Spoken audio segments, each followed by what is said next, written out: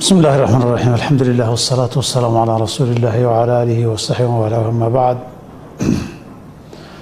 gabadhu intay ku jirto ciddada lagaga geeriyooday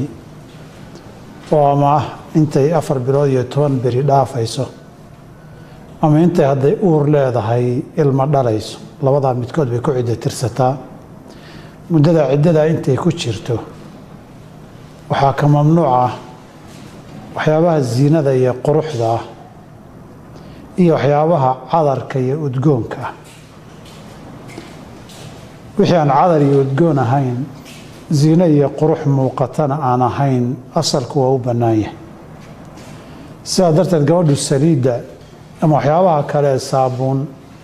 iyo shaambo iyo waxa la isticmaalaa hadday maadada baafuumka ama wax carfaya uu ku jiro percentage ama intuu dooniba qadarkiisu boqolkiiba ha la ekaadee gabadha looma ogola gabadhu wax cadar ku lug leh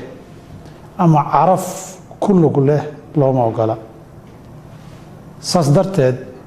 muddada ciddada ay ku jirto saliid way isticmaali kartaa kareem way marsan kartaa saabuun way isticmaali kartaa iyo shaambo laakiin shardiga wuxuu yahay keliya la doonayo inaan maaddo carfaysa ku jirin hadday maaddo carfaysa soo gasho waxyaabihii laga mamnuucay bay gelaysaa wixii aan cadar lahaynna way isticmaali kartaa iyo baafuumis ama carafta tiibka aan lahayn wixii lehna waa ka mamnuuc shaambo kareem saliid saabuun iyo wixii la mid ah wabillahi tawfiiq